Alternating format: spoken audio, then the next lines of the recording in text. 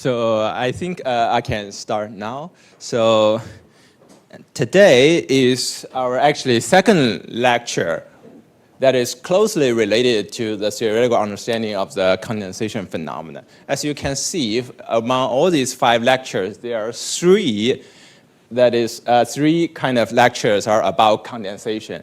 So because in one way, condensation is really kind of a highly nonlinear phenomenon. And on the other hand, so it's highly complicated. I mean, first of all, it's a phenomenon that you can observe during the training dynamics, right? So it's a kind of dynamical phenomenon. On the other hand, if you ask why we observe this dynamical problem for the gradient flow over the loss landscape, right? So there must be some structures in the loss landscape that lead you to this condensation phenomenon. And then on the third part, if condensation really happens, that must give you certain benefit on certain class of targets, right? And that's the topic I will talk more about tomorrow. So today I'm focusing on the loss landscape that helps the condensation. Yeah. Could you briefly explain what is the condensation?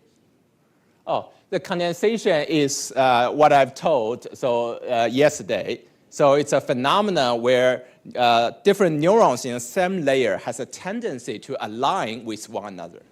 So that's the phenomenon of condensation.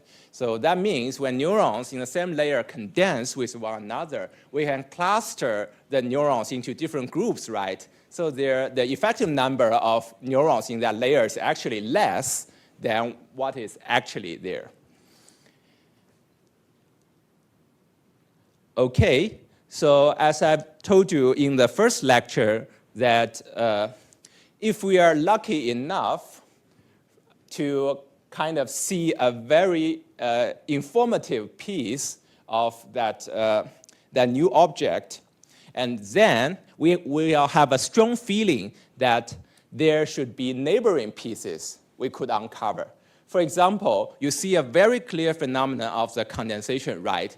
And because you don't understand it, therefore, you're trying to uncover the different neighboring pieces in order to help you have a better picture of why there's a condensation, right? Why we observe this piece here, right? It is because it belongs to a kind of a bigger picture.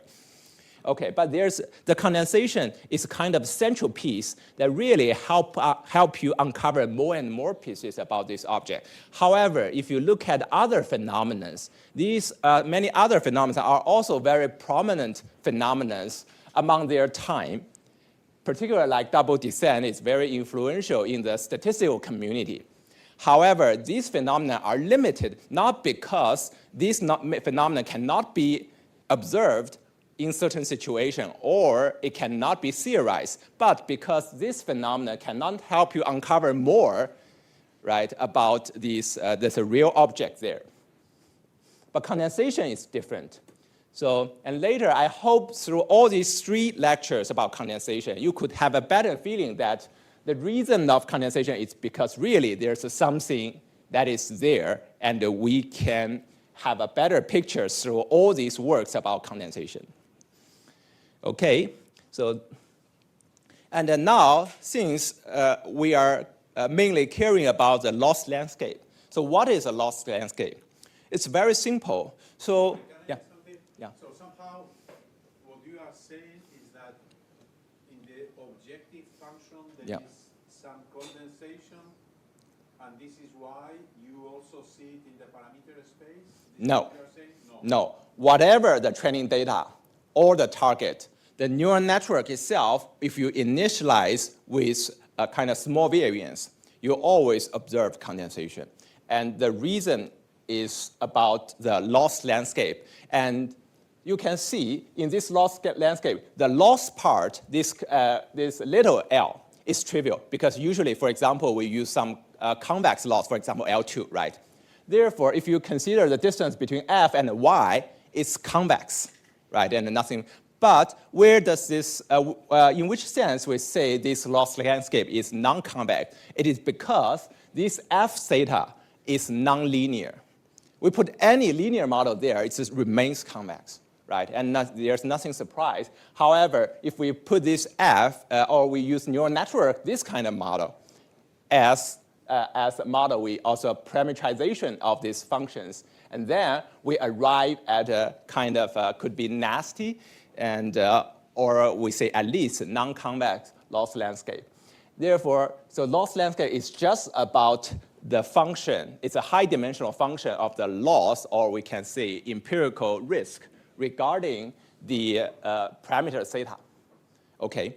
So why we call it loss landscape instead of just a function, right? It's because we kind of have this kind of picture in our mind. So okay, this optimization algorithm is trying to get some minimums there among these kind of hills and all these kind of obstacles, right? We're trying to get to the kind of place with this minimum loss. And this picture is really important, and whenever we have something, even though these high-dimensional things, we still have this similar picture in our mind, and people also try to plot these kind of things, 2D things, although you know that that is never true, right? It's a high-dimensional function. You are never able to use a 2D kind of visualization to help you fully understand it, but people still try to somehow plot in this way to give you some insights. Oh, so this is not from me. It is from some other people. And how they do is to kind of get a slice, 2D slice, among all these kind of high-dimensional space, right? You can always chop a 2D slice and see how the loss changes there. You fix all parameters Z for 2, and then you plot. That's right. Yeah. But what's the risk regarding this kind of approach? I chop a slice. If I see, OK, there's a minimum here, is it really a minimum? No, right, because there's all the other kind of directions perpendicular to that slice. And yeah, so it's just a minima on this 2D slice never means you will be trapped there. So that's something you really need to be careful, right? Okay. And the landscape is actually, I could say, it's the double descent, you see it also in this picture? What do you mean by double? You mean double descent, right? No, double descent, it's like, so here, what we care about is this static, this loss. The double descent is a different kind of thing. Particularly, double descent says is that if these f x theta, you choose a random feature model. So that is a linear model. And then if you use that model, you could observe the following phenomena where if the number of bases or the number of parameters you use matches the number of training samples, you will observe a huge peak in testing error. So that is double descent. Since when the number of parameters matches that the number of training samples, you observe a peak. Therefore, in this kind of neighboring part, they must descend. Yeah. So, and you can analyze these kind of things using this, for example, random matrix theory about using the distribution of the spectrums to know why, if like these two number matches, then you should expect a peak. But the most easy way to see double descent is not to use neural network, is to use a linear model, linear random feature model.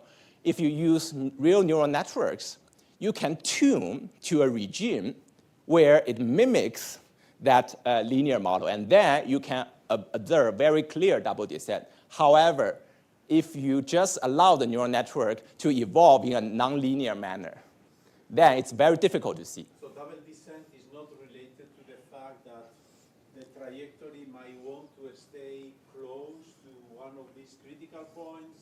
No. Until realizing that, in fact, it was not a local minimum, no. but rather a saddle, and then eventually will start going down again. No. So the basic model for the double descent is a kind of a linear model, which leads to a convex landscape. Therefore, it has nothing to do with the non-convexity of this problem. Because in control problems, sorry, we often see this kind of, I mean, in some sense, a double descent. Oh, this is related to the fact that the functional decreases very rapidly first, yeah. but then it goes to a point which is not yet really the minimum. I see. Then jump to another. It takes some time until it discovers the exit from the local well to really go down again. Yeah, but here, this double descent I mentioned here is a very different phenomenon. It's not related to anything about the nonlinearity or this non-convexity. Yeah.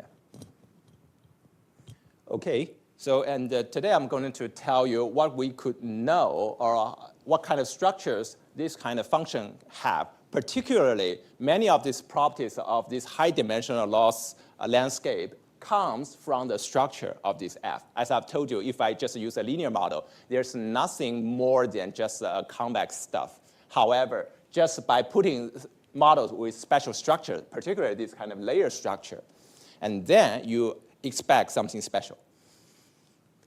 Okay. And then, just to give you a little bit more sense about the importance of loss landscape, because in many problems, like we don't actually, or I don't see many works talking about the landscape, even though you know it is non-convex. Yeah, but there's no much research on this kind of, what kind of shape is that, how to characterize its detail. But why in neural networks we really need to dive into the details of the loss landscape. So first of all, in the convention of these kind of machine learning problems or many kind of numerical problems, so the loss landscape, the only role of the loss landscape is to lead the, for example, gradient-based methods to find its global minima, right? And in many problems, since the problem itself is well posed, right? You know if you really go to the global minima, and then this solution has like certain good properties. And you know that the global minima is kind of unique. And then everything you want to know is about whether this loss landscape or the optimization method operates on that landscape can give you, like, for example, global convergence guarantee, and also the convergence rate towards that global minima, if there's a global convergence guarantee. And then, therefore, the loss landscape structure is actually only related to the optimization issue, means whether you can get to the global mean and how fast you can get there. And the generalization issue means whether the solution you find for that problem is actually good for the practical problems, right? And then it's all about the modeling part. The modeling part is already contained in the loss design, right? You design a loss where that loss is kind of a modeling. And that model, if it's good enough, then there's a guarantee that its minima has good generalization. If that model is really poor, and then probably not. So the general situation here is in many times, particularly previously, we consider using like less parameters than the number of data. And then we arrive at a situation where there's a unique global minima. And the loss landscape has nothing to do with the generalization. So that's a key regarding this kind of conventional machine learning methods or kind of computational method.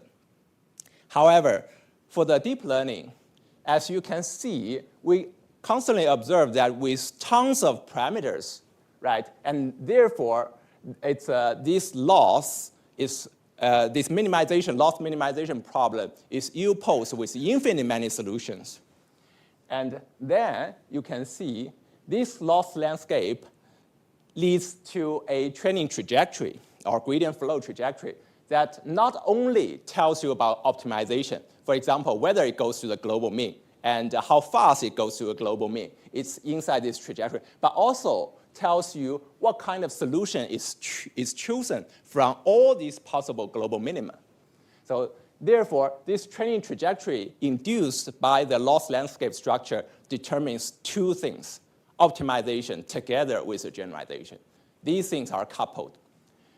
Therefore, so the loss landscape, the structure, it's a really kind of a much more important object than in the problems before. Okay, so that's, let's look at some interesting results from existing literature about the loss landscape. So here is some results. Actually, it looks more like kind of universal approximation. So what it says is that in the loss landscape of a very complicated problem, for example, amnesty problem, I use a very large neural network so that we got a very high dimensional loss landscape. And then I'm asking whether in that high dimensional loss landscape, I can find a 2D slice such that the loss in this kind of graph gives you a kind of heat map, right? This is a heat map where blue means low loss and this red means high loss. Whether this kind of heat map can be arbitrary, can look like arbitrary shape you draw on a graph. Yeah. So actually, in this paper, he shows that actually that is true. You just draw, for example, you just draw a cow. And then you using some optimization method to find a 2D slice such that this heat map matches that cow, right? You can do that. And actually later there's a proof, actually it's similar to the proof of universal approximation that says that you can always find arbitrary shapes regarding this 2D slice, right? So what does it tell you? Tell you, okay, first of all, it's complicated, right? And second thing, it tells you, okay, this 2D slice gives you no information at all. Right, please. Is that 2D slice on parameter versus parameter, or do you have to find the right combination of parameters? It's a right projection. Because this landscape is high dimensional, right? Here, it's a kind of, I just chopped some 2D slice. For example, I give one direction, one kind of, one vector, right? And then there's another vector, then I chop a 2D slice of the, what? Oh, they are not. They are not. Yeah, it's kind of continuous optimization because we are optimizing these two vectors among the space that give us this 2D chop. Yeah. Okay, so that's one part of that story. And then let's look at some interesting plot. Of course, the neural network landscape is never 1D, but still we try to draw this kind of illustration, right? Particularly if we kind of tell you it's a non-convex optimization problem. This is the illustration that is often used. That tells you, okay, this problem may have lots of local minima. And then if you initialize in the wrong way, you won't be able to go to the global mean, right? And this is one picture. And it also tells you, okay, getting to the global mean could be very difficult. And then here, A is another picture, right? It's also non-convex. But here, you can see if the loss landscape really works in that way, it's not so difficult to get to the global minima, right? Okay, so which picture is more relevant to the neural network loss landscape, right? If I ask you, so how many people think it's A? Yeah. How many people think B is more relevant? Okay, I can see. So most people think B could be more relevant to the loss landscape of the neural network. Yeah, but later, through all these works about the landscapes, then I will kind of convince you that A is actually more close to the situation we encounter. And also in practice, yeah, please.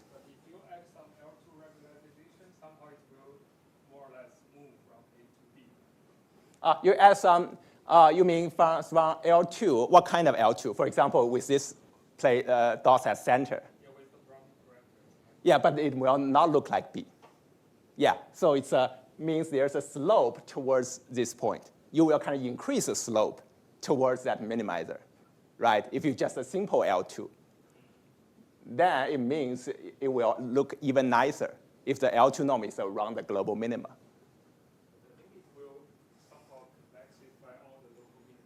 Yeah, so our feeling is that it will make it more convex. It means more likely to have a direction towards a global mean if you kind of have a L2 regularization around the global minima. And that's a general situation. It will be better than this, right? And even if the picture is like B, if we really add some very strong L2 regularization, it will still make it kind of more convex, right? But if you like add some other things, for example, you combine B and A, so it's still kind of nasty. Yeah, so that's just some of this intuition.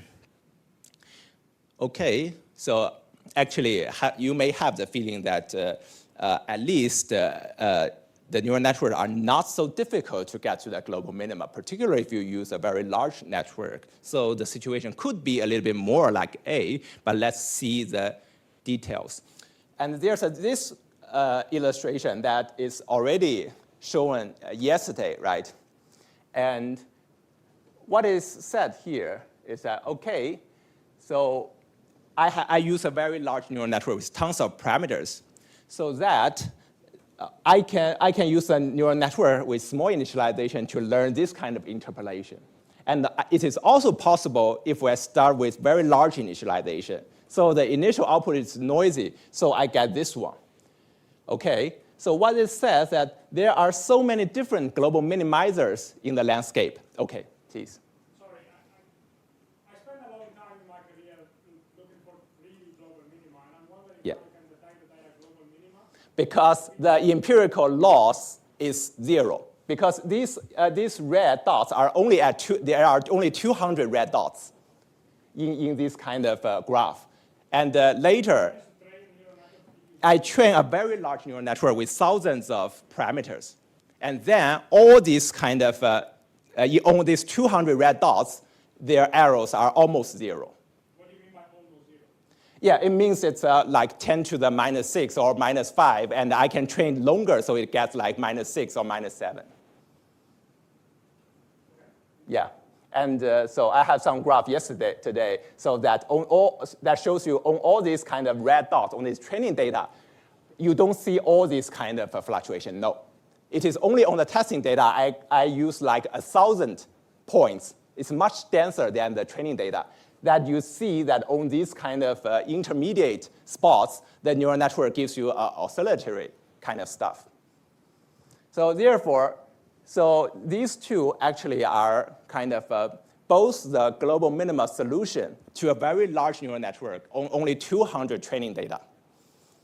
Yeah, and You have to be careful with this because you could have gone into a very shallow valley. Yeah.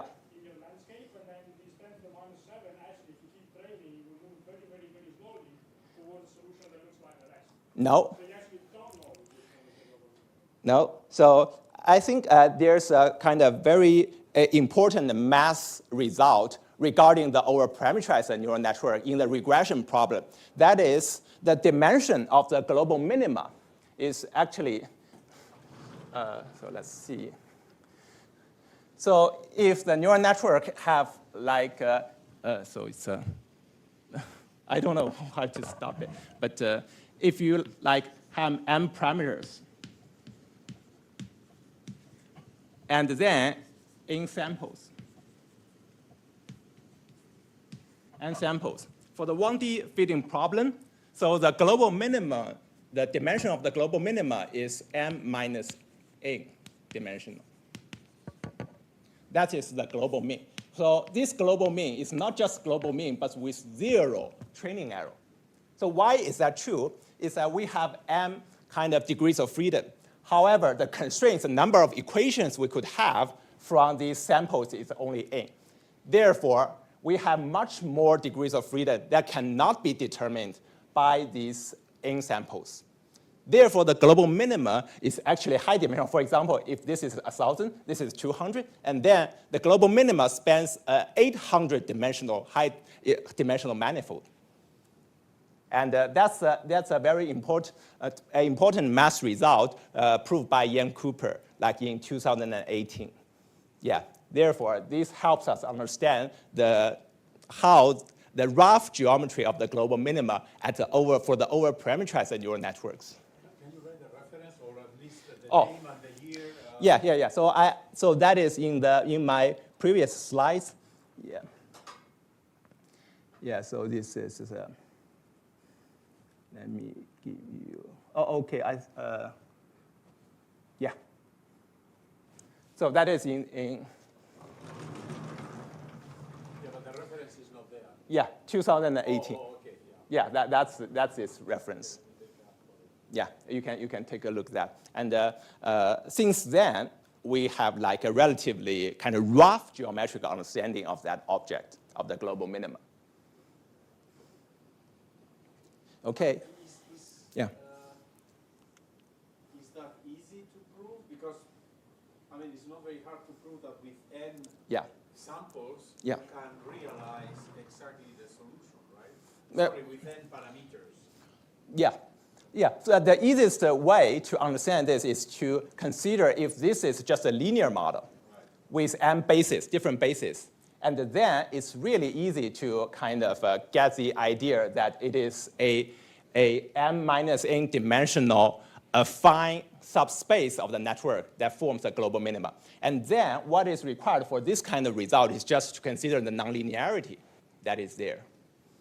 Yeah, and that is a general. And of course, the easy way is to do it locally. For example, locally you fix a point and fix the global minima, and then you can compute its Heisen matrix because there's only like a very few kind of samples. And then it tells you the rank of that Heisen matrix is low rank. It will not exceed this n. But the space is implicit function theorem. It's like that. Yeah, and locally you can get this result. However, this paper gives you a more global result regarding that object. Yeah.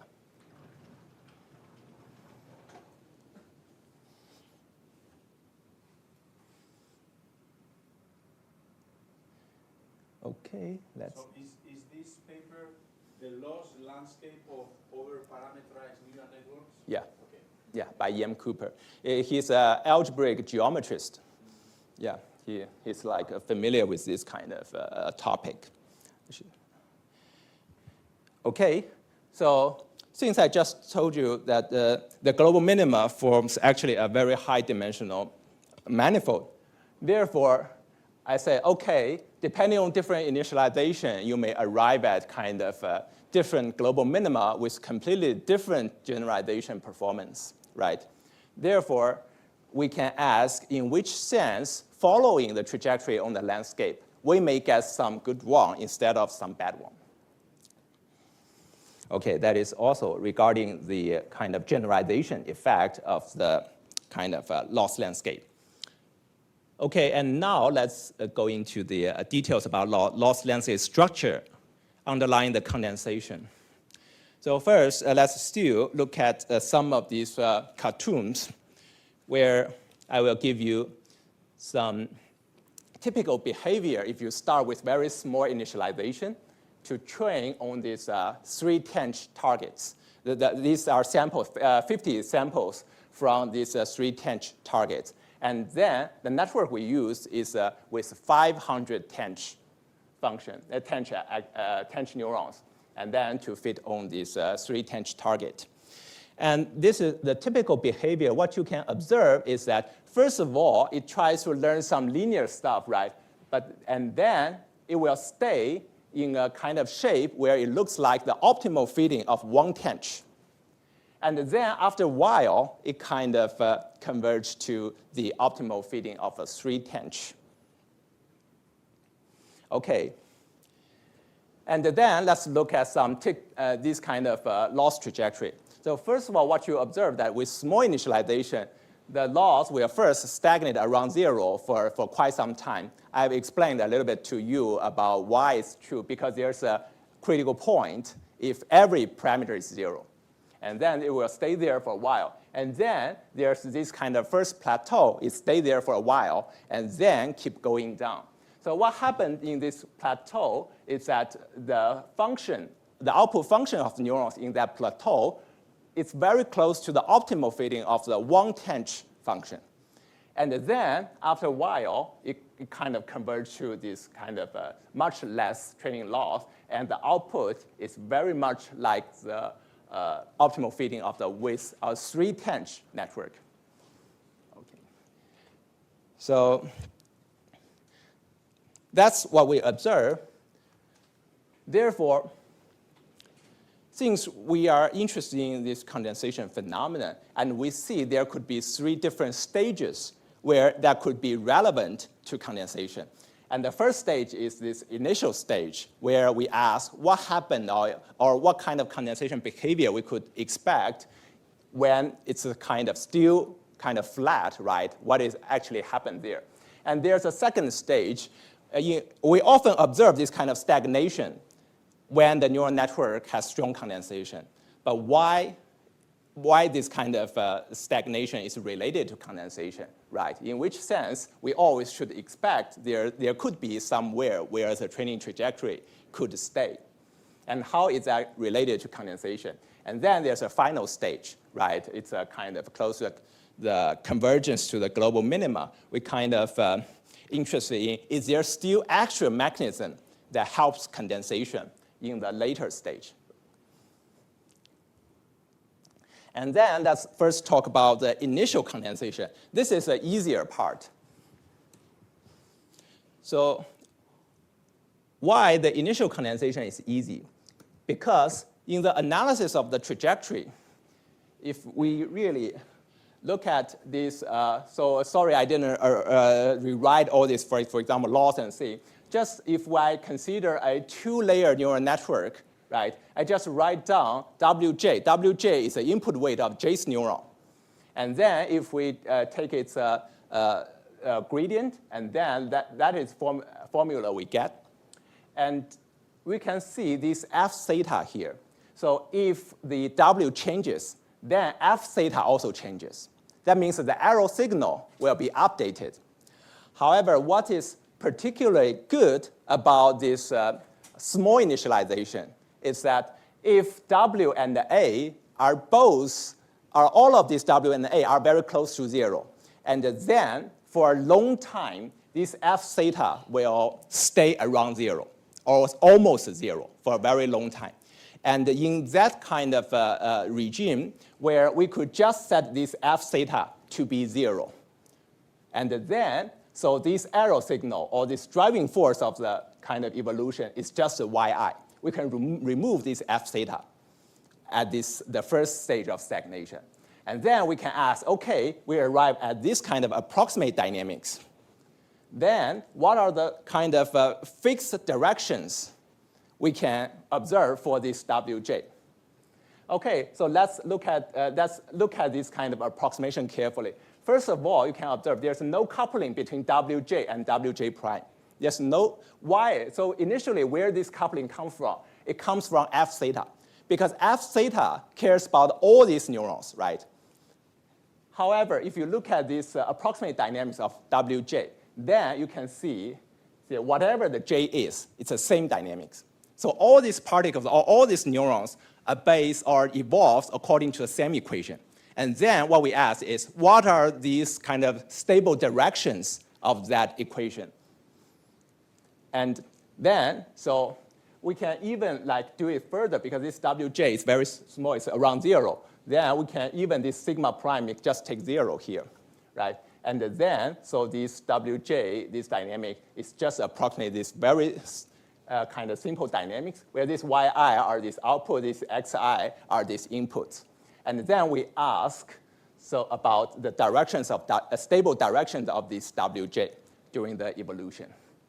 And then, so you can see for these dynamics, so there are assumptions about this activation, for example, tangent switch glue.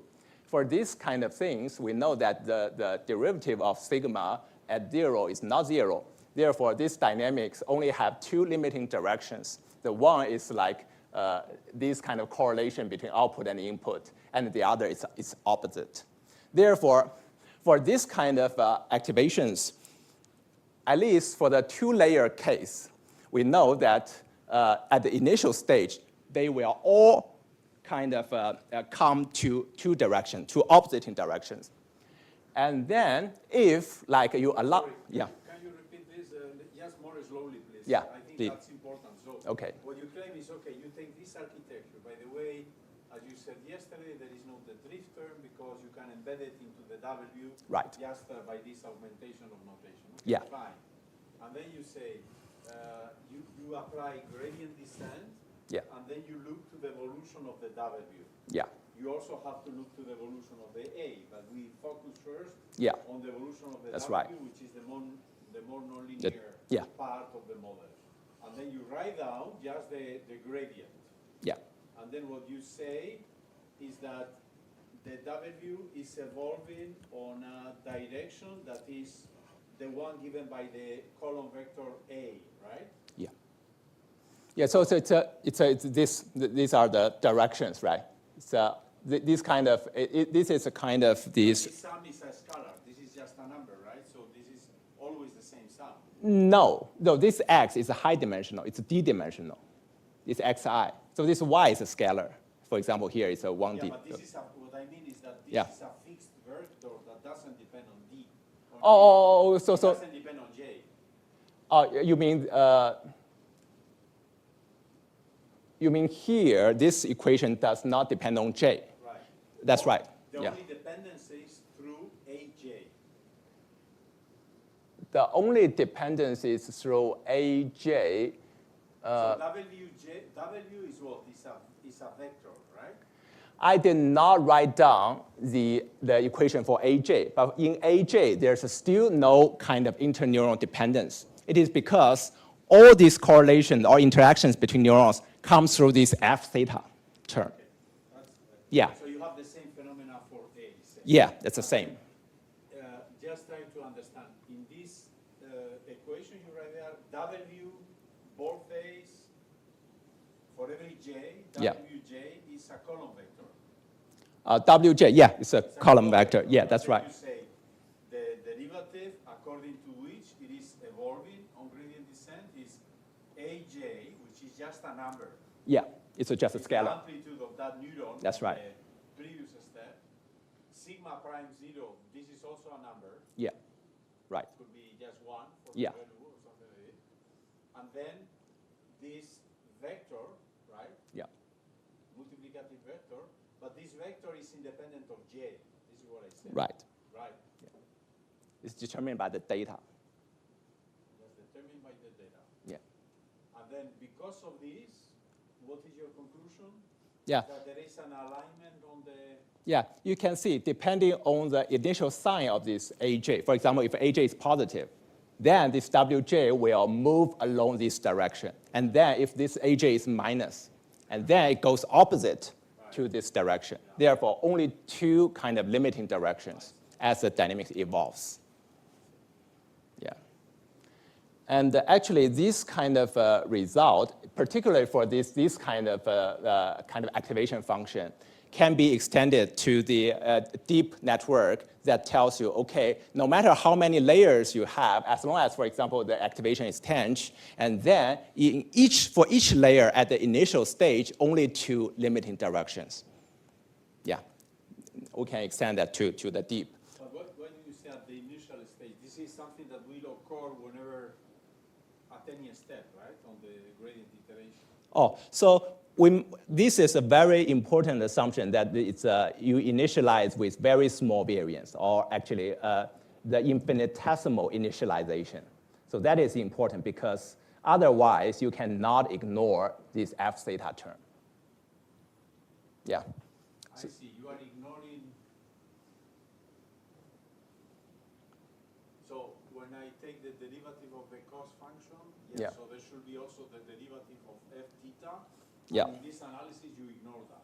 Yeah, you can see here, this is an arrow term, right, L2. And here, this is a chain rule because I take this chain rule to this theta, right?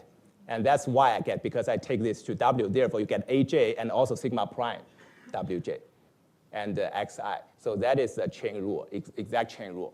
There's no approximation in this W dynamics.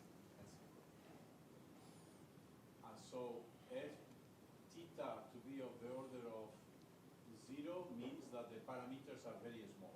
Very small, yeah.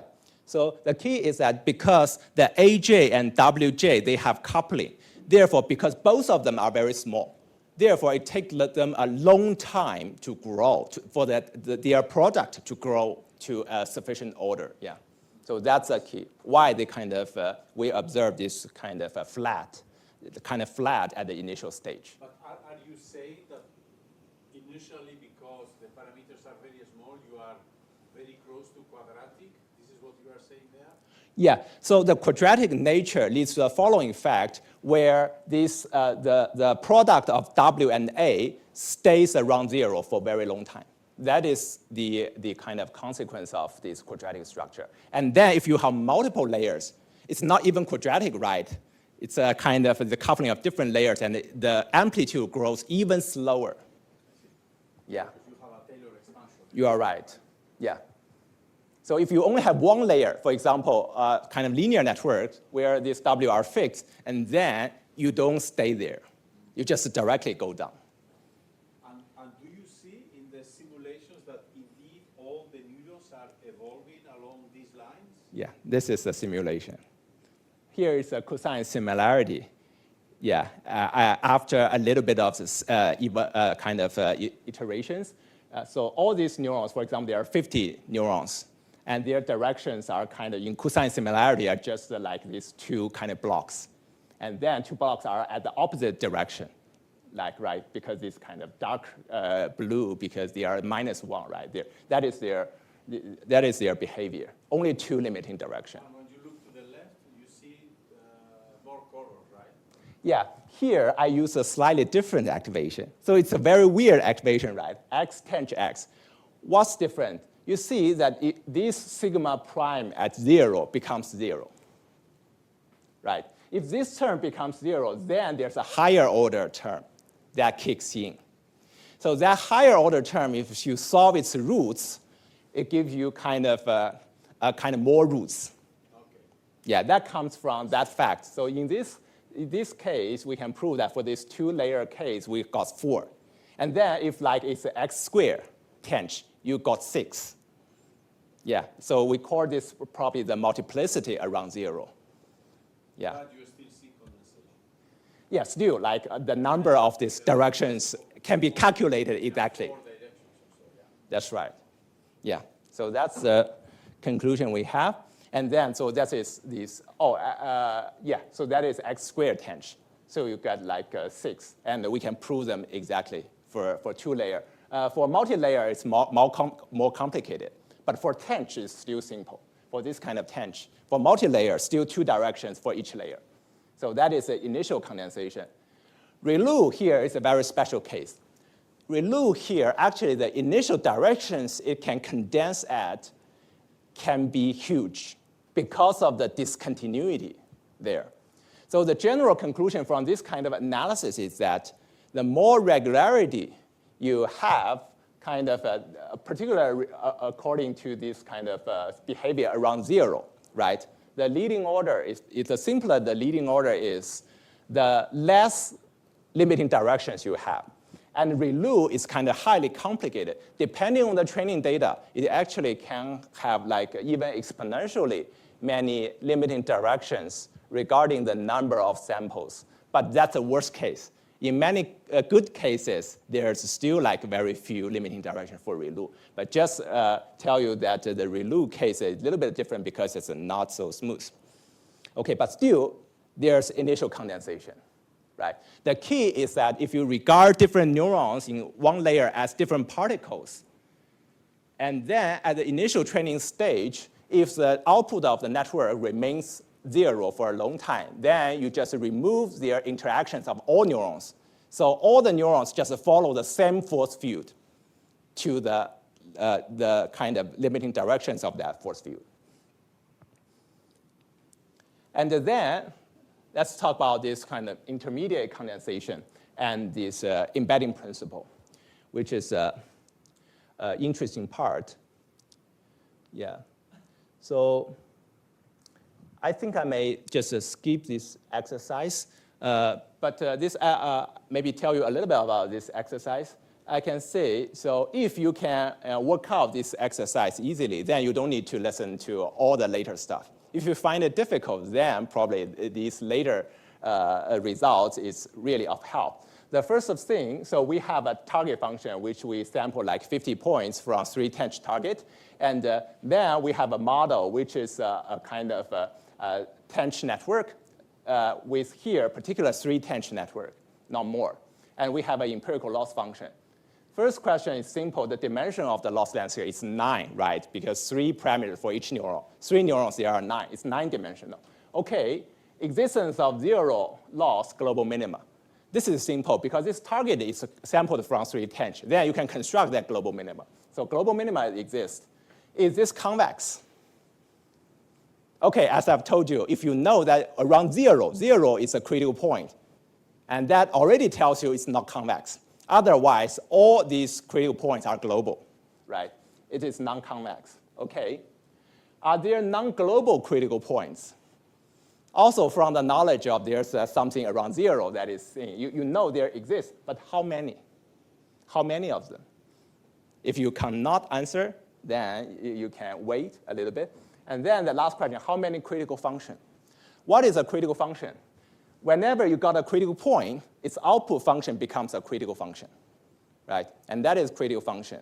So for all these critical functions, it means during the training, the training trajectory of the output function may stay there for a while. So that is the meaning of, and how many critical functions, and what are they? Yeah, please. So in this last definition, you're assuming that theta is fixed.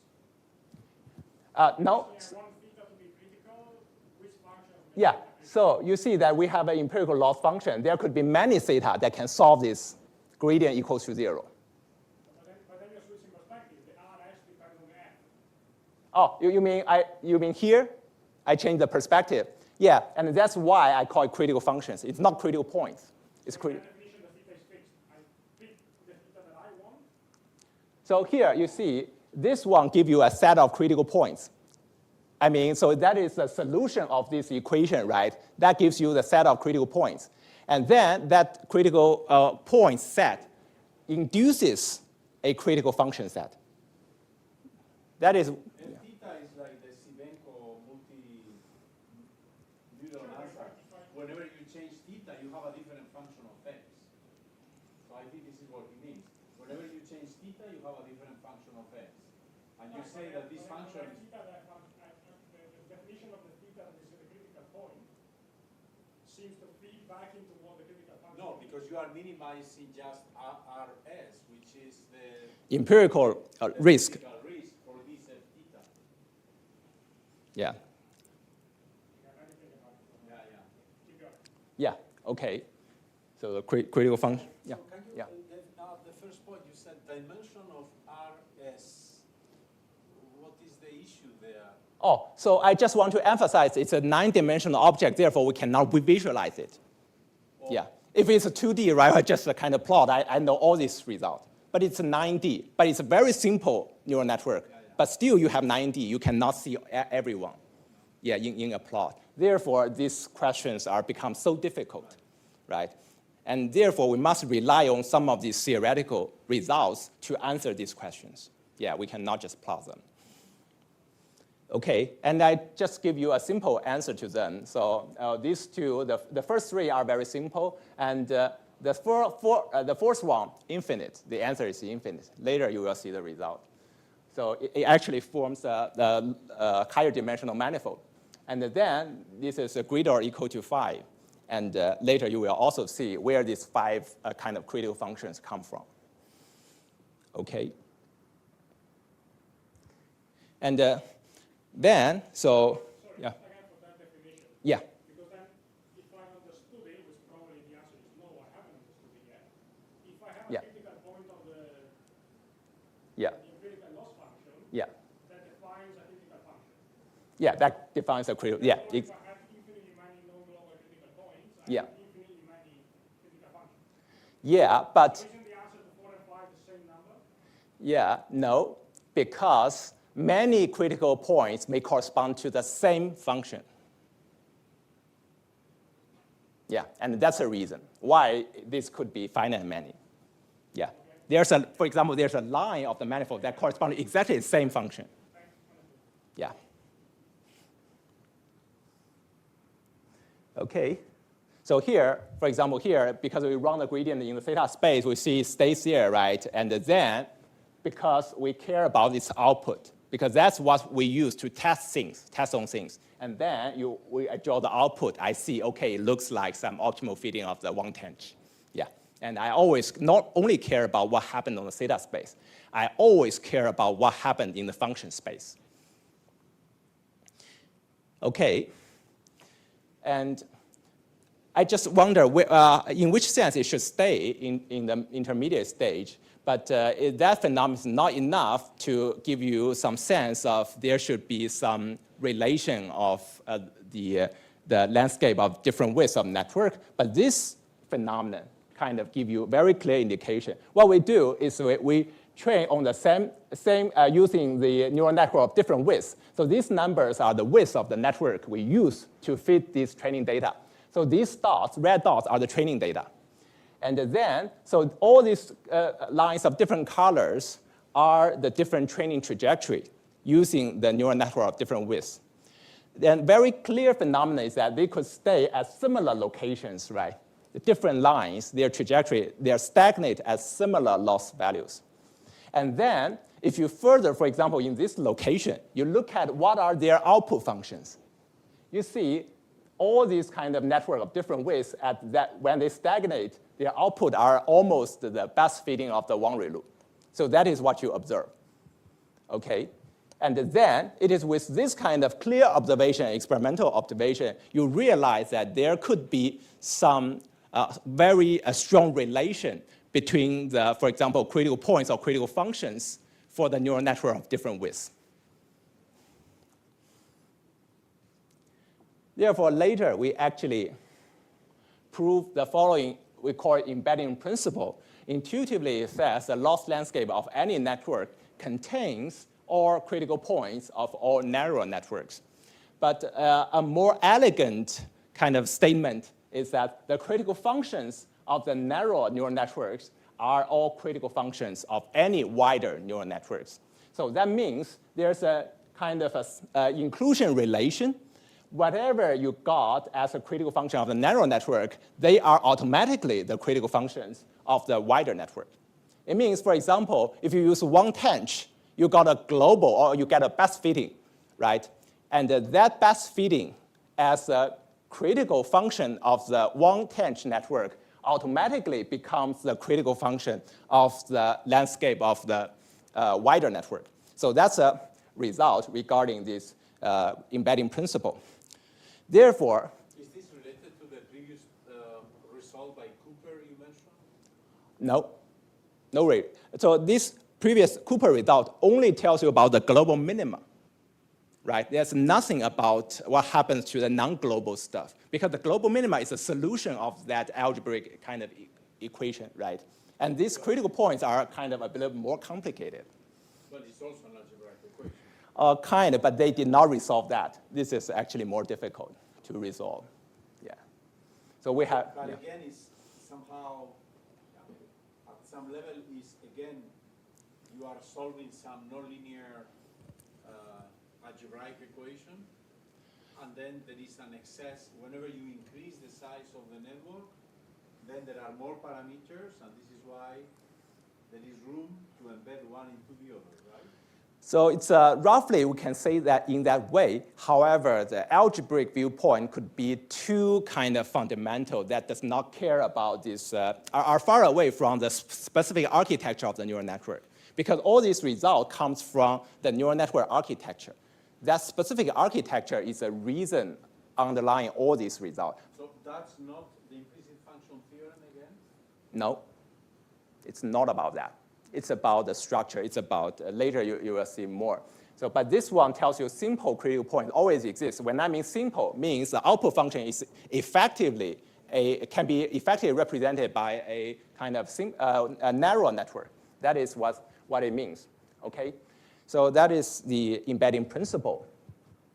So if you have the understanding of the embedding principle, then you got this following kind of inclusion kind of diagram where it says if you have one layer, one hidden layer neural network with M neurons, then if you think about what are these critical functions, you first think, okay, if I only have one neuron, what are the critical functions? And then if I have two, what are the additional critical functions? You just kind of build up more and more kind of these kind of things to kind of get what are the critical functions in the wider network. And then if you have like this two hidden layer, there's this partial inclusion result, where you can see, first consider 1, 1, the critical function, and 2, 1, 1, 2. The first one is this, the width of the first layer, and the next is width of the second layer. And there's a partial inclusion map regarding these critical functions. And then now let's just look at why in this problem, or 9-dimensional loss landscape, we should expect at least kind of 5 critical functions. The first one is actually the zero output function. The zero output function, if you choose all this W and A being 0, and then that gives you a critical function. Okay? And then if you consider the global minimizer of the one-tench network, so it definitely gives you, you can be fit, right? But cannot fit all the training data exactly. So that gives you a kind of one critical function. And then if you got 2, there are these 2 different types, right? One tench captures these 2, and one tench captures another transition. And there are 2 different critical functions if you use 2 tench. And then if you use 3, you are able to capture all this training data completely. And then you can see all these 4 different critical functions together with this 0 critical function. And then you got at least 5 different critical functions. But of course, there could be more. Yeah, but it's at least 5. With these understandings, and then if you further look at these training dynamics, you can have much better understanding, because you already expect it is possible that it stays around this critical function, right? And you also have some expectation. For example, is it possible that if I initialize at different place, the training could experience this kind of critical function? The answer is yes. How do you do that? For example, you choose different initial seeds, right? Because initially it's a random kind of initialization, right? Depending on different seeds, the initial direction can be different. And then sometimes, luckily, the training dynamic could experience these 2, right? But it's just more often in these problems, it stays at this critical function. Okay, just with this embedding principle, you understand this landscape structure better. And the key to the proof of the embedding principle is to discover an embedding we call critical embedding that satisfies 2 properties. The first property is output preserving. I try to get an embedding operator that maps the parameter space of the lower dimensional of these, the parameter space of the narrow network to that of any wider network. And then we try to preserve first output function. The output function must be the same. The second is a criticality preserving. Whenever this theta becomes a critical point, after this embedding, it remains a critical point. That's 2 kind of very important properties that helps us identify or help us define this critical embedding. And then once we prove that this critical embedding exists, we automatically get embedding principle. Okay, so what kind of embedding that can ensure these 2 properties? So it's actually quite simple. So here is the network arbitrarily deep. And then we just pick arbitrary neuron, for example, this black neuron. And then we try to embed it to a 1 neuron wider network. So how we do that? We duplicate this black neuron into 2 neurons with the same input weight inherited from this black neuron. And regarding its output weights or its output weights, so the output weights of this black neuron are split into 2 parts. One part is alpha, and another part is 1 minus alpha. Okay, this alpha can be any real number. And then if you split in that way, first of all, it's very easy to see it's output preserving. The output is exactly the same after splitting. The second is criticality splitting. The criticality splitting requires a little bit more careful computation through this gradient, through this backpropagation process, right? But I assure you, you can check, so it's easy to derive this criticality preserving. That means as long as you know that the gradients regarding all these kind of parameters are 0, these zeros ensures all the gradient here remains 0. Okay, the series, yeah, please. For any alpha, do you have to choose the alpha beside No. Whatever the alpha is, you fix that alpha, you get an embedding, right? And that is critical embedding. You choose another alpha, it remains a critical embedding. Therefore, critical embedding is not just one. It's a family of critical embedding operators. So all this family had this, for example, alpha as its index. Yeah, please. The next obvious but quite answer my question is you have this embedding and you're basically saying if you increase, let's say you increase the width of a two-layer neural network, then critical points remain critical. Yeah. But of course, if you think of the data that you were showing, if you just take one neuron with a time age activation function, then you cannot read the data precisely. But if you increase more, then your loss will go down more. So can you say anything about the second derivative? Yeah, later I have theorem. Just wait a bit more slides. Yeah. Okay, just I think I will first stop here, but just show you these theorems we prove. The first, regarding all this one-step splitting embedding, we prove first output and representation preserving. What it means is first, the output function remains the same. The second is representation preserving means if you look at all the functions, all the neurons in the layer, each neuron represents a function, right? If you span all these functions in that layer, and you look whether it's a span function space, it's preserved as you add more neurons throughout this embedding. The answer is yes. Even though you add neurons, but the kind of representation or the function space of that neuron layer preserves or remains the same. And then later, based on this first result, you later check the backpropagation, you get the criticality preserving through the one-step splitting embedding. And then, so since you can use a composition of this, multiple composition of this one-step embedding, you choose one neuron first, and split one neuron first, and then you choose another neuron to split. You can also choose neurons in different layers to split first and then split another. And then through all this composition, it allows you to construct the critical embedding from a neural network to arbitrarily wider network. Yeah. And therefore, you finish the proof of the embedding principle in width. Okay.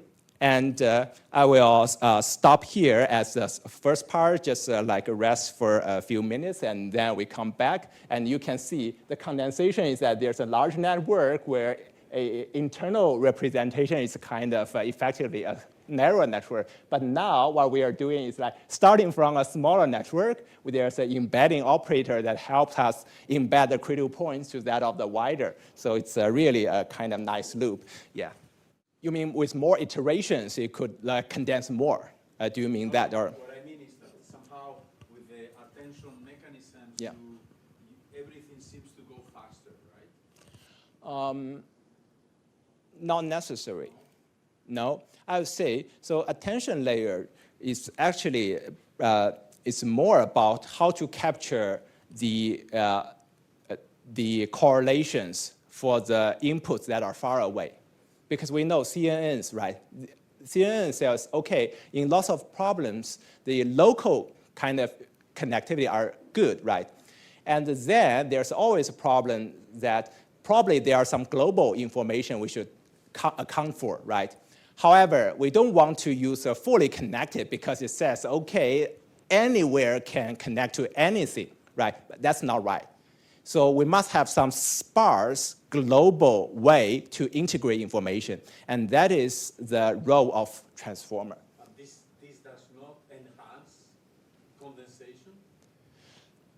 Whatever the architecture is, you could enhance condensation. But the condensation in different architecture means a different characteristic of the function, right? For example, just a one neuron function. In a transformer, in an attention layer, it's different from that in a kind of normal network. So so it's just that. So it's just a thing. It's a kind of different function space. If you take a multi-layer, typical architecture, and then you observe the condensation process. Yeah. And now you say, okay, in the very middle of this multi-layer, how you say, multi-layer or?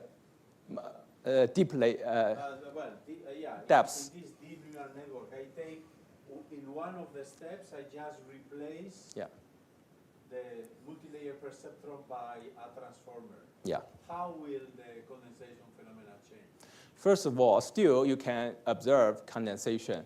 It's just that, so the condensation, the meaning of the condensation is a bit different. For example, in this transformer, so the architecture looks like, for example, we have like W query, W key, and there's X, and there's a softmax. There's some kind of maybe the transpose here, right? If you look at this, which kind of index could condense? It's kind of index in between these two, right? There's index. So how you know that they could condense? It is because, so if you permute these index, the output, this function remains exactly the same.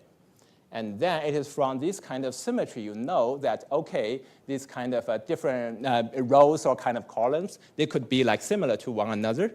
And then that marks a kind of low rank structure here, right? Here, it's actually the condensation means this matrix later becomes low rank because there's no nonlinearity between these two.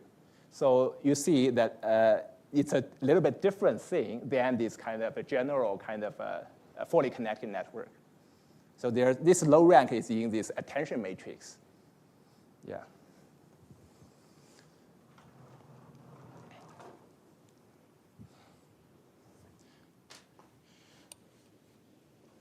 So condensation, so the general information of the condensation is that whenever you see there's a certain kind of index has permutation symmetry, and then you should expect there could be condensation phenomenon that is happen there. So, but how you design an architecture with like several index that being permutation symmetric, there are different methods to design these models with this permutation symmetry, right? There's a whole bunch of different ways, and each of these designs could give you a little bit different kind of properties, means it may like different things. Okay, so, and now if we look at this picture, we ask this in this 9-dimensional loss landscape. Previously, we asked what are their critical functions, and now we ask the critical submanifolds regarding these functions. What are the dimensions? And now you see that because this one needs 2 steps of embedding, therefore it forms at least a 2D affine subspace. And then these two, because only 1 step embedding is required, then they forms like at least these lines. And then the later, because there's no need to embed, so it could remain a point, a kind of isolated point. Okay, so that's the understanding you obtain. So if you consider the initial case where we actually use 500 neuron tench function, or tench neuron, and then but still it preserves all these critical functions, we ask what are the dimensions of this critical submanifold. You can see here you need like 499 steps of embedding. And then it could be at least this number, this is a number of dimensions at least.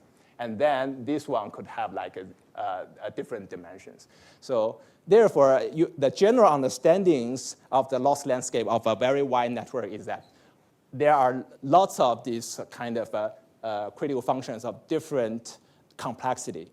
And depending on how many steps of embedding required, their dimensions could vary. But all of them are generally very high dimensional affine subspace. Okay.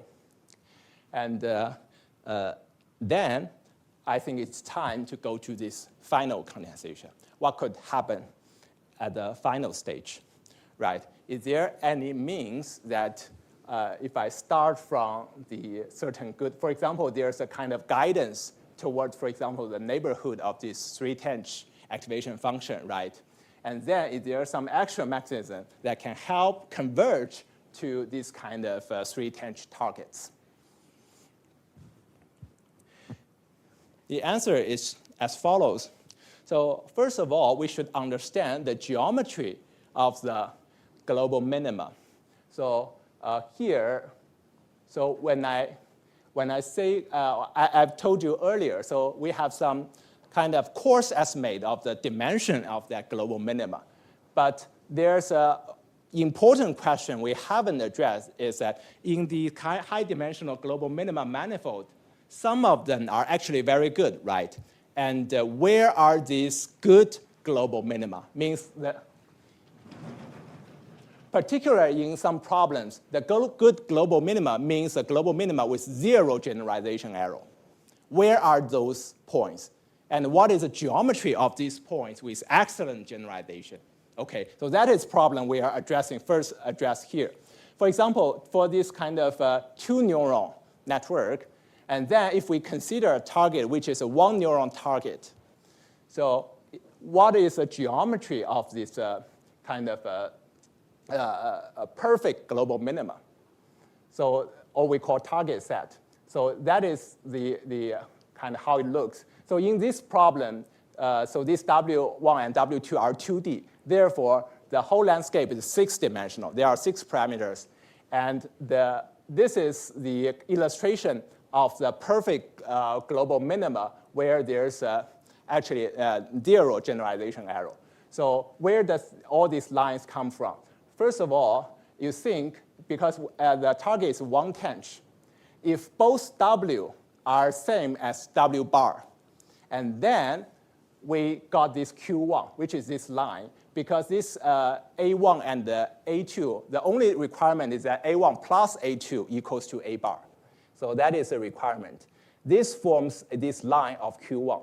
So what does this where does this Q2 come from?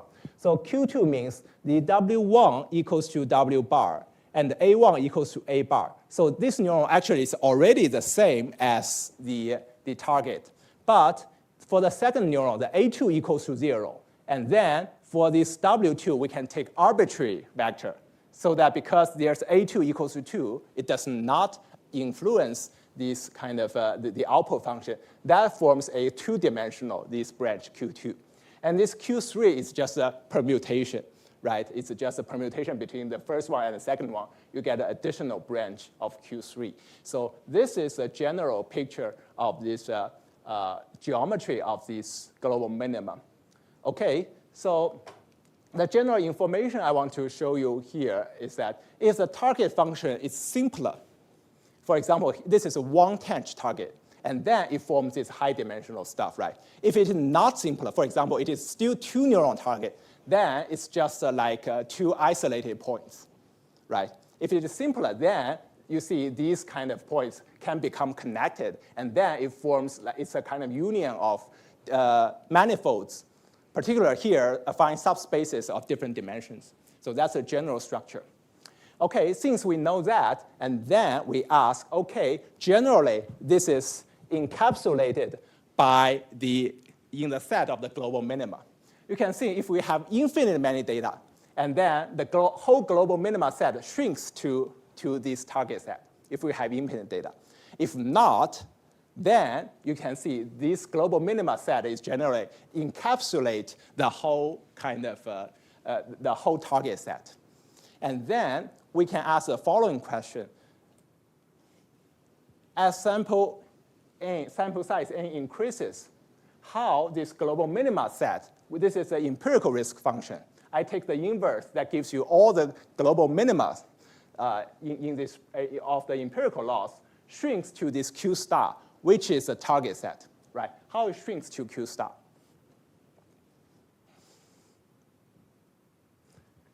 Here is an illustration for this particular problem. It's actually very interesting. First, there's a trivial part. It tells you if the sample size is greater than 6, which is the number of parameters of this problem. If it's strictly larger than 6, then I can tell you that the whole global minima set shrinks to this target set. That means as long as you get to the global mean, which is 0 loss, you recover the target. Okay, so that is trivial part because your sample size is more than the parameter size, right? And that's something good. So if it is exactly equal, so there could be some other isolated points. But still, you can see these Q1, Q2, Q3, if you arrive at their neighborhood, and they just converge to these branches. So what's particularly interesting is something good happens in the over-parameterized region, meaning that the sample size is strictly less than 6. So if it is really kind of strictly less than 4, then we can say all these branches in their neighborhood, there are non-perfect global minima. Therefore, in its neighborhood, it's a kind of zero chance to actually converge to this kind of target set. However, if this n equals to 4, starting from 4, what happens is that these Q2 and Q3, they are locally separated, meaning that in their neighborhood, there are no other global minima. So what happens is that if you have 4 training data points, then if somehow your global training just gets you to the neighborhood of a Q2 or Q3, and then you recover at the t equals to infinity, or you recover them at the infinity, because in the neighborhood, no other global minima, just the target. Okay. So why it's true? It's because this kind of thing is kind of two-dimensional. So it's 4 codimension. You already give them 4 constraints in this codimension. Therefore, that is sufficient.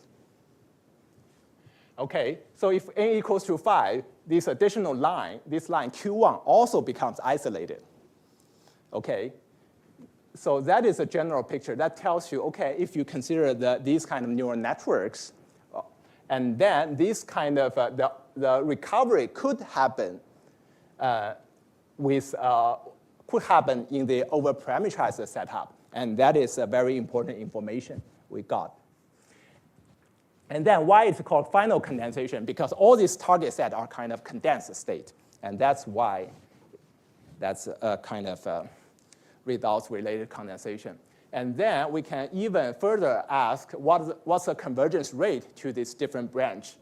It's interesting that, for example, these gamma 2 and gamma 3, which converge to these 2 branches, they are actually linear rate with 4 or 5 with this kind of number of samples. But this gamma 1, if converged to here, to this line, generates a sublinear rate. So it's interesting that you can observe, even though maybe there in many times you got perfect generalization at the end, but depending on which branch it converges to, there could be different convergence rate to that global minima. Therefore, it's not a kind of just one proof that, okay, it's a linear or it's a sublinear. No, depending on these kind of rich kind of dynamics. There's a table. So we actually solved this problem fully regarding this 2-layer attention network. So what happens is that this is the under-parameterized region where you have enough data. And then what I tell you is that this global minima set is equal to the target set. Okay. And then there's this number. This number, I will tell you what does this number mean later. But if you arrive at a sample size that is less than this number, this is a kind of minimum number, this M0 is a number of the intrinsic of the target. For example, if the target can be expressed by 1 neuron, then this M0 is 1. And this M is a number of the total number of neurons in your neural network. This M0 is kind of the minimum number of neurons that is required to recover that neuron. Okay, if it's less than this minimum number, there's no way. All of them are not separate. But just get a little bit more than this number, right? Just get a little bit more, and then there start to be certain branches that are separated, locally separated from other global minima. And then if you give more and more data, more and more branches become separated. That tells you, okay, so if you really have like this minimum kind of number of data, then your training trajectory, you should control this training trajectory really carefully so that it achieves at the right branch to recover the target. However, if you give more and more data along the way, then it becomes easier to kind of get to different places. All of these places recovers the target. Okay, so therefore, you can see, so all these kind of over-parameterized regions are actually pretty good. And some of them have higher requirement of the control throughout the training, and some of them has much less requirement just to get a little bit luck, and then that's sufficient. So that's a picture here. Sorry. Yeah. Before you go forward, I have a question. Yeah. On the previous two slides ago, where you had this picture with n equals to 6, and so there could be these isolated points. Yeah. So. An example of that, I was trying to picture how with 6 numbers you couldn't fit the 6 parameters. Yeah. So with 6 numbers, what you can say is that whenever you have these kind of things, they are pointwise. That's what you can say. But because it's nonlinear, it's a nonlinear equation. That's why there could be like multiple of them. Locally, you can identify, okay, once there's a point, it's a kind of pointwise. But right, it's a nonlinear function depending on this, for example, activation or this kind of where you sample these points. Yeah. These numbers, or there could be none of these points, and there could also be, in some cases, there exists some of these points. Yeah, it's possible. But what we can say is that locally, for example, these two, locally, there's nothing else. Okay. Are there any conditions where if you say I have 6 parameters and you use 6 data points, Yeah. you can rule out the existence of any of these isolated points? Just to get one more sample. No, I'm interested in the critical case. Oh, okay, you are interested in this. Okay. I think it's complicated. I'm also happy to go to the highest number of points case. Yeah. Because if you're trying to fit polynomials, but I give you a point that is a set of points, which Yeah. is large, but it's not unisolvent, it's not, Yeah. then you can only have point. So the set of points, the data point needs to have a certain structure to be able to recover precisely the function that you want, right? Yeah, just meaning ruling out all these kind of stuff, right? Yeah, so at least from my viewpoint, I couldn't really get an elegant condition that rule out all these possibilities. But it does not mean it's impossible, but just I didn't find any elegant condition. Yeah.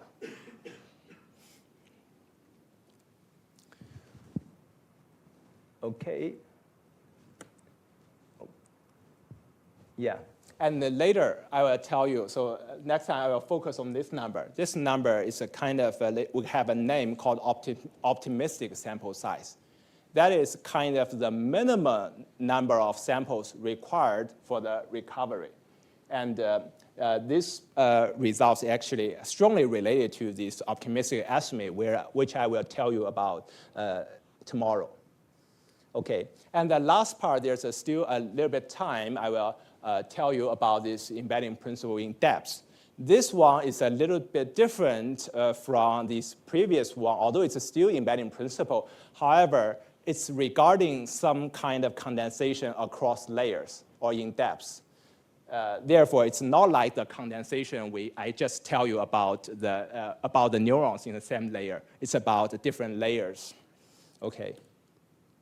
So first of all, still, since you know that we can observe something, right? For example, neural network of different widths, they can stagnate at similar places, right? But what about neural network of different depths? Can they stagnate at similar laws? The answer is yes. That is what you can observe.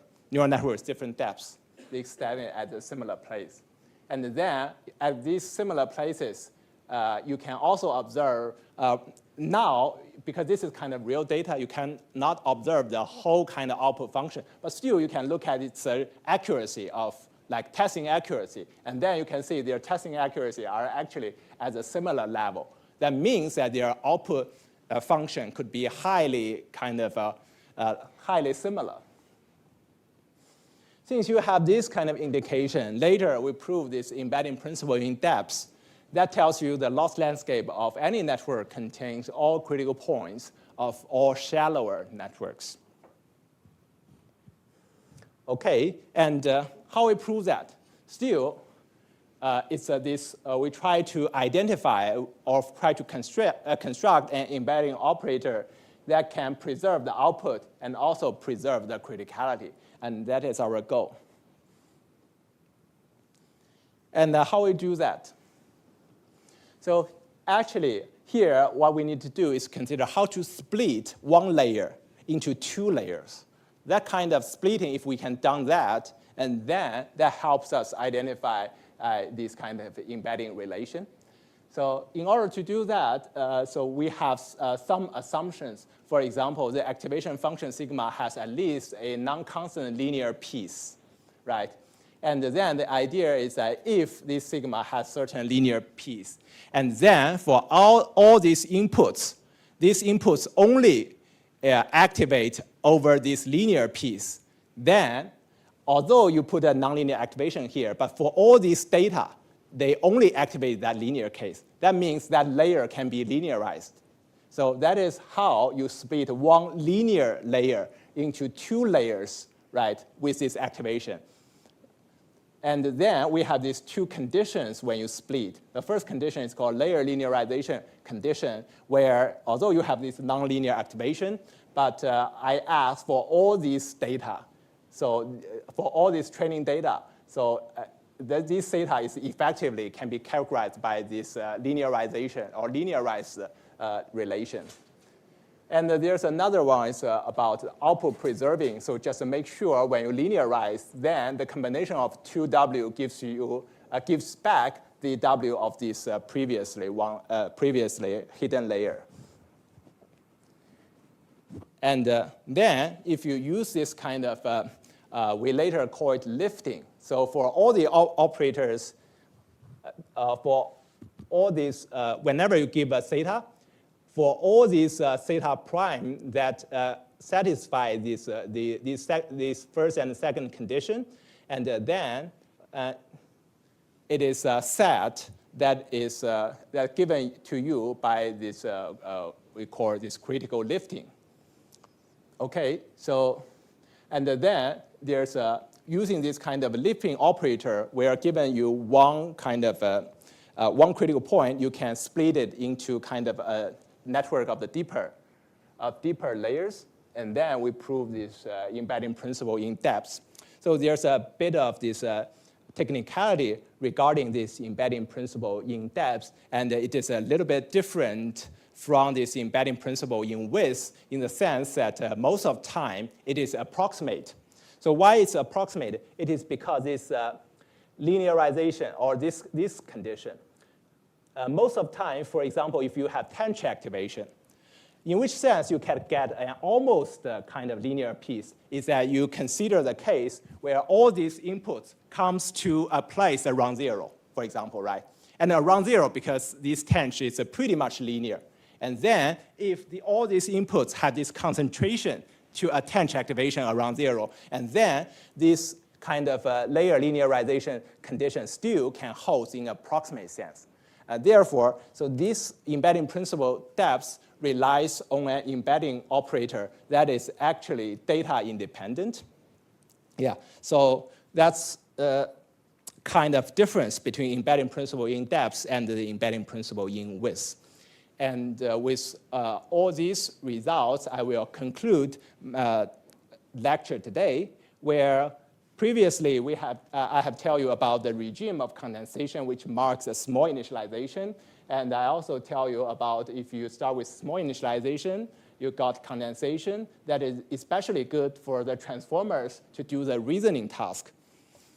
And today I tell you a little bit more about the loss landscape that underlines the condensation dynamics, where you see lots of these critical points that are equivalent to a narrow network or shallower network, right? And I also tell you why the condensation could happen around 0. And I also tell you a little bit about the local recovery, about the geometry of the global minima set that can help the final condensation. But actually, you can see in this topic, it is strongly related to the sample efficiency of the network, right? It tells you, okay, you can use much less samples to recover the target if the target is actually much simpler. For example, one neuron target. And then tomorrow, I will go into more details about this generalization issue, which kind of marks a new estimation, sample size estimation method called optimistic estimate to understand what's especially good about the condensation behavior. Okay, and later there are some problems, and if you can answer all these problems with a knowledge of this lecture, and then that means the neural network is much less a black box to you. Okay, and thank you.